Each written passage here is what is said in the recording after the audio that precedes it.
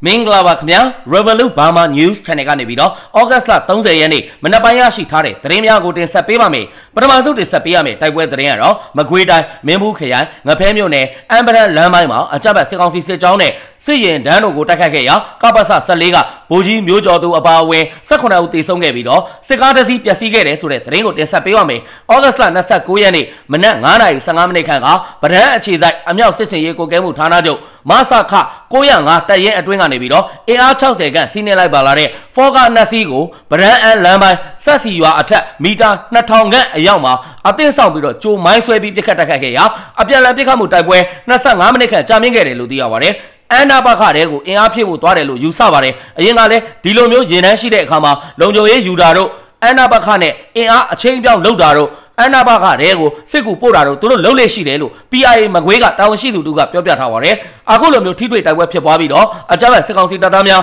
းတေဆုံးဒဏ်ရာရစစ်သားများကိုဖောကားများနဲ့တေဆောင်ကဗဒန်းဘက်ကိုပြန်ဆင်းလာတဲ့အချိန်ဆက်စီရွာရဲ့အထက်ဘက်မီတာ1000ခန့်အကွာအရောက်မှာမနက်9:45 မိနစ်အချိန်အရောက်ထပ်မံပြီးတော့မိုင်းဆွဲတိုက်ခိုက်ခဲ့တယ်လို့သိရပါတယ်။အဲ့ဒီတိုက်ခိုက်မှု2ကြိမ်အတွင်းမှာငဖဲမြို့နယ်အတွင်းမှာရှိတဲ့ပြည်သူများကိုမတရားစစ်မှုထမ်းခိုင်းရန်ဖမ်းဆီးရေးတာဝန်ယူထားတဲ့ကပ္ပစ14ကဗိုလ်ကြီးမျိုးကျော်သူအပါအဝင်စစ်သား15ဦးခန့်တေဆုံးပြီးတော့ကားတစ်စီးပျက်စီးခဲ့တယ်လို့သိရပါတယ်။ပထမတိုက်ပွဲဖြစ်စဉ်မှာတေဆုံးနိုင်ရတဲ့သူတွေကိုတည်ဖို့ဆိုပြီးတော့လူနာတင်ရင်နေနဲ့လုံခြုံရေးကားတစ်စီးတက်သွားတာပေါ့။တက်သွားတဲ့အချိန်မှာလွတ်ပေးလိုက်ပြီးတော့ပြန်ဆင်းလာတဲ့အချိန်မှာလုံခြုံရေးကားကိုတိုက်ခဲ့တာပါလက်ရှိကတော့စစ်ခွေးကားတွေကသူတို့ရဲ့မူလနေရာမှာပဲရှိနေသေးတယ်အနီးနားပတ်ဝန်းကျင်ကိုနယ်မြေရှင်းလင်းရေးတွေလုပ်နေတာမျိုးတော့ရှိတယ်နောက်တစ်ခုကကားတစ်စီးကသုံးစားလို့မရအောင်ပြတ်သွားတဲ့အခါကျတော့အဲ့ဒီပတ်ဝန်းကျင်မှာပဲရှိနေသေးတယ်နောက်ထပ်ကားတက်လာတာမျိုးတော့မတွေ့ရသေးဘူးလို့ PIA မကွေးကတာဝန်ရှိသူတို့ကပြောပြထားပါတယ်အလားတူပဲငဖဲမြို့နယ်အမ်ဘရန်လမ်းပိုင်းထိန်းချုပ်နိုင်ရေးအတွက်စစ်စေးရေးဖော်ဆောင်နေတဲ့အချိန်မှာစုံပြော်ရွာအတွင်းကိုရောက်ရှိနေတဲ့အကြမ်းဖက်စစ်ကောင်စီတပ်သားများကိုတိုက်ခိုက်ရ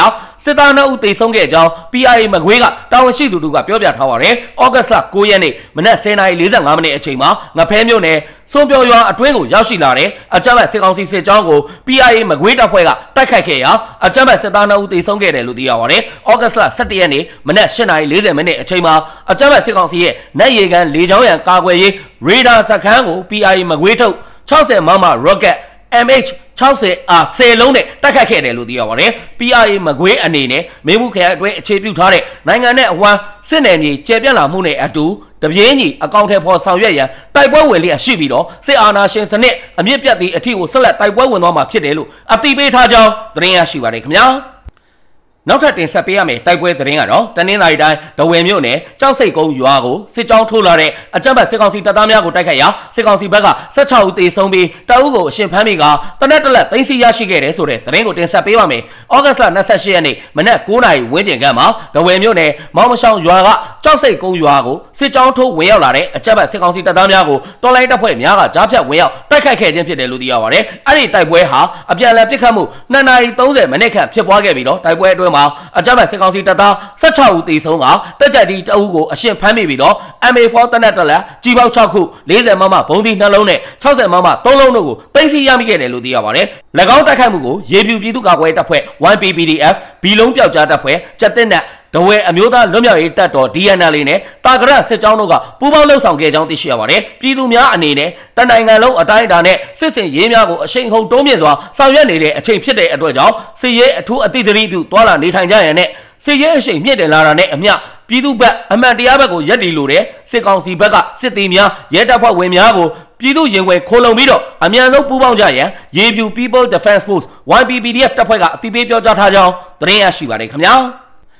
ဆက်လက်ပြီးတင်ဆက်ပေးရမယ့်သတင်းကတော့2022ခုနှစ်ကတည်းကကွယ်လွန်ခဲ့တဲ့အငိမ့်စားဗိုလ်ကြီးဟန်ညွန့်ကိုတိုက်ပွဲဝင်ရင်းနဲ့ကြာဆုံးသွားတယ်ဆိုပြီးတော့စစ်ကောင်စီ lobby များကသတင်းအမှားများဖြန့်ချီနေတယ်ဆိုတဲ့သတင်းကိုတင်ဆက်ပေးပါမယ်စစ်တပ် lobby Telegram များနဲ့ Facebook စာမျက်နှာများပေါ်မှာအငိမ့်စားဗိုလ်ကြီးဟန်ညွန့်ကိုဗိုလ်ကြီးဟန်တော်ညွန့်လို့အမည်ပေးပြီးတော့တပိတ်ချင်းတိုက်ပွဲမှာအသေးခံတိုက်ပွဲဝင်ရင်းနဲ့ကြာဆုံးခဲ့တယ်ဆိုပြီးမဟုတ်မမှန်လောက်ကျန်ဇလန်းများကိုဖန်တီးဖြန့်ဝေနေတယ်လို့သိရပါတယ်စစ်တပ် lobby များကအငိမ့်စားများတောင်မှအသေးခံတိုက်နေတယ်ဆိုပြီးတော့စိတ်ဓာတ်ရေးရာဝါဒမိုင်းတိုက်ရန်ဖြန့်ဝေနေခြင်းဖြစ်တယ်လို့သိရပါတယ်အမှန်တကယ်ကတော့ဗိုလ်ကြီးဟန်ညွန့်ဟာ2022ခုနှစ် အော်တိုဘာလ9ရက်နေ့ကလေးကကင်ဆာယောဂါနဲ့ကွယ်လွန်ခဲ့ပြီးဖြစ်တယ်လို့သိရပါတယ်။သေဆုံးခဲ့ပြီးသားဒူကိုတောင်မှာတိုက်ပွဲကြတဲ့အောင်ဝါရမိုင်းဖြတ်နေခြင်းဖြစ်ကြောင်းဗိုလ်ကြီးဟန်ညော့အငိမ့်စားရဲ့မိတ်ဆွေကရှင်းပြထားပါတယ်။သူတို့ဘက်ကဒီလိုအငိမ့်စားဗိုလ်ကြီးဟောင်းတွေတောင်မှပြန်ပါပါတယ်ဆိုပြီးတော့စိတ်သက်စစ်စင်ရေးတွေလောက်တာတကယ်ကအဲ့ဒီဗိုလ်ကြီးကအသက်68နှစ်မှာကင်ဆာယောဂါနဲ့လွန်ခဲ့တဲ့2နှစ်ကလေးကဆုံးတာပါ။ဗိုလ်ကြီးဟန်ညော့ငိမ့်ကဟင်္ဒရာသားပါတေပြီးသားသူကိုတောင်မှဝါရဖြန့်ဖို့သုံးတာဆိုတော့အင်မတန်မှကိုရုံမာတဲ့လောက်ရက်ပဲလို့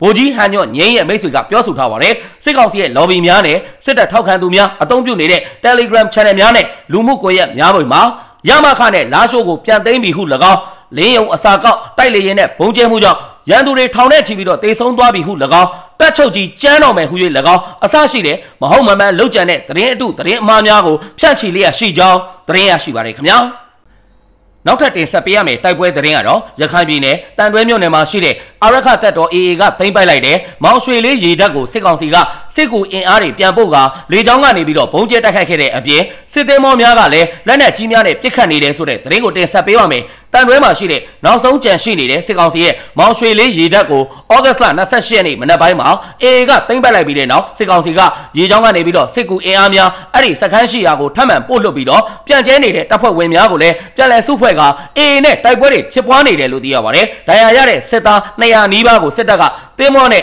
စစ်တွေကိုပြန်ခေါ်သွားပြီးတော့စစ်သင်းမောတွေနဲ့စစ်ကူတွေကိုပြန်ပို့တယ်။တိုက်ပွဲကဆက်လက်ဖြစ်နေတဲ့သဘောပါ။စစ်သင်းမောတွေကလည်းလက်နက်ကြီးတွေနဲ့တောက်လျှောက်ကာပစ်ပေးနေတာအခြေအနေကတော့ရှုပ်ထွေးနေတယ်လို့ရခိုင်စီရေးသတင်းအရင်းမြစ်ကပြောဆိုထားပါတယ်။တန်တွဲပင်လယ်ပြင်မှာရပ်တန့်ထားတဲ့စစ်ကောင်စီရဲ့စစ်သင်းမောများကလည်းလက်နက်ကြီးများနဲ့အဆက်မပြတ်ပစ်ခတ်ကလေကြောင်းပစ်ကူလည်းတောက်လျှောက်ပေးနေတယ်လို့သိရပါတယ်။မောင်ရွှေလေးရေတပ်ကနေထွက်ပြေးသွားတဲ့စစ်ကောင်စီတပ်ဖွဲ့ဝင်တချို့ဟာလည်းရေတပ်အနီးမှာရှိတဲ့ကျေးရွာများကိုဝင်ရောက်သွားကစုဖွဲ့ပြီးတော့ AA ကိုခုခံစစ်နဲ့တိုက်ခိုက်လျက်ရှိတယ်လို့သိရပါတယ်။လက်ရှိမှာမောင်ရွှေလေးရေတပ်စခန်းမှာစစ်ရေးအခြေအနေဟာရှုပ်ထွေးလျက်ရှိပြီးတော့စစ်ကောင်စီကစခန်းကိုပြန်လည်ရရှိရေးအတွက်ကြီးရေလေအင်အားကုန်တုံးပြီးတော့တိုက်ခိုက်လျက်ရှိတယ်လို့သိရပါတယ်။ AA အနေနဲ့လည်းပြန်ကျဲပြီးတော့ထွက်ပြေးနေတဲ့စစ်ကောင်စီတပ်ဖွဲ့ဝင်များကိုလိုက်လံရှင်းလင်းနေရပြီးတော့ရေတပ်ကနေစစ်ကူပို့တဲ့တပ်ဖွဲ့များနဲ့လည်းတိုက်ပွဲတွေပြင်းထန်စွာဖြစ်ပွားနေကြောင်းသတင်းရရှိပါတယ်ခင်ဗျာဆက်လက်ပြီးတင်ဆက်ပေးရမယ့်သတင်းကတော့မင်းအောင်လှိုင်မန္တလေးတိုင်းအတွင်းရောက်ရှိနေတဲ့အချိန်နန်းမြို့ရိုးပြိုကျပြီးတော့မဟာတက်ကြရန်သည်ကြောက်တော်ကြီးဖျားမိုးကြိုးထိမှန်ပြီးစိန်ဖူးတော်မြေခခဲ့တဲ့ကိစ္စရပ်များနဲ့ပတ်သက်ပြီးတော့မင်းအောင်လှိုင်ကအလဲပိုင်းတိုင်းစစ်ဌာနချုပ်စစ်တိုင်းမှုနဲ့တိုင်းအစိုးရအဖွဲ့ကိုစူပူပြစ်တယ်မှုများပြုလုပ်ခဲ့တယ်ဆိုတဲ့သတင်းကိုတင်ဆက်ပေးပါမယ်။မင်းအောင်လှိုင်ဟာပြီးခဲ့တဲ့ဩဂတ်စ်လ25ရက်နေ့ကမန္တလေးနန်းတွဲမှာတိုင်းအစိုးရအစည်းအဝေးကိုတက်ရောက်တဲ့အချိန်နန်းမြို့ရိုးခိုင်ခံ့မှုများကိုကြည့်ရှုစစ်ဆေးပြီးတော့နောက်တစ်ရက်ဩဂတ်စ်လ26ရက်နေ့မှာနန်းမြို့ရိုးပြိုကျတဲ့ဖြစ်စဉ်ဖြစ်ပွားခဲ့တယ်လို့သိရပါတယ်။ဒါအပြင်ဩဂတ်စ်လ28ရက်နေ့ညနေ9:00နာရီအချိန်ကလည်းအမရပူရမြို့တောင်တမန်အင်းအရှိတ်ဘက်ကဥပိန်တရရှေ့ထိပ်မှာရှိတဲ့ပကံမင်းတည်ထားတဲ့မဟာတက်ကြရန်တီကြောက်တော်ကြီးဖျားကိုမိုးကြိုးထိမှန်ပြီးတော့စိန်ဖူးတော်မြေခခဲ့တယ်လို့သိရပါတယ်။ဘေးရင်ရရနဲ့နမိတ်များကိုအထူးယုံကြည်တဲ့စစ်ကောင်းဆောင်မင်းအောင်လှိုင်က၎င်းလာရောက်တဲ့အချိန်မှာနမိတ်မကောင်းတဲ့ဖြစ်စဉ်နှစ်ခုအချိန်ကိုက်ဖြစ်ပွားခဲ့တဲ့အတွက်တိုင်းဆိုရအဖွဲ့ဝင်များကိုပြစ်တင်စုပူမှုများပြုလုပ်ခဲ့တယ်လို့သိရပါတယ်။နန်းမြို့ရိုးပြိုကျတာကတော့သူမလာခင်ပြင်ဆင်မှုမလုပ်နိုင်လို့အပြစ်တင်တာလက်ခံလို့ရတယ်။ဖျားမိုးကြိုးပြစ်တဲ့ကိစ္စကကြတော့တဘာဝကြောင့်ဖြစ်တာလေဘယ်သူမှလည်းတားလို့မရတယ်လို့ပြစ်ပါဆိုပြီးတော့လေခိုင်းလို့ရတာလည်းမဟုတ်ဘူးလေ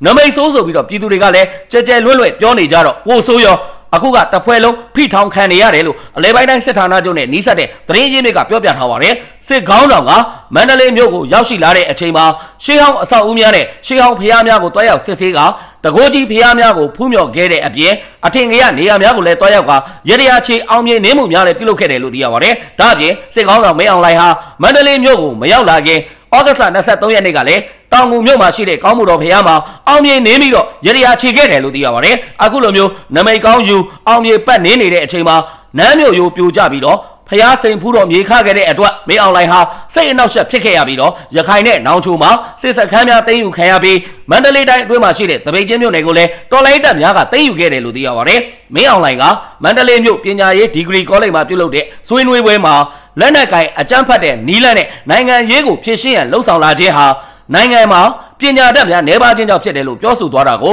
ဩဂတ်စ်လ28ရက်နေ့ကစစ်ကောင်စီရဲ့မြန်မာအလင်းသတင်းစာမှာဖော်ပြထားကြောင်းသတင်းရရှိပါတယ်ခင်ဗျာနောက်ထပ်တင်ဆက်ပေးရမယ့်သတင်းကတော့မကွေးတိုင်းပခုတ်ကူခရိုင်ထီးလင်းမြို့နယ်မှာရှိတဲ့ထီးလင်းအထိုင်တပ်ကစစ်ကောင်စီတပ်သားတအုပ်ဟာအထက်အရာရှိဖြစ်တဲ့တပ်ကြပ်ကြီးရဲ့ MAS အမျိုးအစားစနိုက်ပါတနက်တလက်ကိုယူဆောင်လာပြီးတော့အလင်းဝင်လာခဲ့တဲ့အတွက်ငွေကျပ်65သိန်းစု စုချီးမြှင့်ပေးခဲ့တယ်ဆိုတဲ့သတင်းကိုတင်ဆက်ပေးပါမယ်။ဩဂတ်လ28ရက်နေ့မှာထီလင်းမြို့မှာရှိတဲ့ထီလင်းအထိုင်တက်ကတပ်သားဟင်းသူအောင်ဟာ၎င်းရဲ့အထက်အရာရှိဖြစ်တဲ့တက်ချက်ကြီးရဲ့ MAS အမျိုးအစားစနိုက်ပါတနက်တလက်ယူဆောင်လာပြီးတော့ဂန်ကိုခရိုင်တပ်ရဲ1516ဆက်ခွန် YRA ထီလင်းတပ်ဖွဲ့ထံကအလင်းဝင်ရောက်ခဲ့ခြင်းဖြစ်တယ်လို့သိရပါတယ်။အခုလိုမျိုးလက်နက်တဲ့တကွအလင်းဝင်ရောက်ခဲ့တဲ့တပ်သားဟင်းသူအောင်ကိုဂန်ကိုခရိုင်တပ်ရဲ1516ဆက်ခွန် YRA ထီလင်းတပ်ဖွဲ့ကငွေကျပ်65သိန်းစုချီးမြှင့်ပေးခဲ့ပြီးတော့လွတ်မြောက်နယ်မြေတနေရာကိုပို့ဆောင်ပေးခဲ့တယ်လို့သိရပါတယ်။အကြမ်းဖက်စစ်ကောင်းဆောင်မိသားစုများရဲ့အသက်အိုးအိမ်စီးစိမ်များကိုအသက်ပေးပြီးတော့ကာကွယ်ရန်မထိုက်တန်ပဲလက်ရှိတာဝန်ထမ်းဆောင်နေတဲ့အကြမ်းဖက်စစ်တပ်ကတပ်သားနဲ့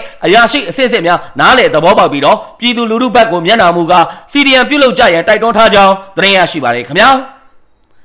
အခုလိုမျိုးမြန်မာတနိုင်ငံလုံးမှာဖြစ်ပွားနေတဲ့စီးရေးသတင်းနိုင်ငံရေးသတင်းများကိုအချိန်ပေးပြီးတော့နားဆင်ပေးတဲ့အတွက် Revolut Burma News Channel ကနေပြီးတော့အထူးပဲကျေးဇူးတင်ရှိပါတယ်ခင်ဗျာ။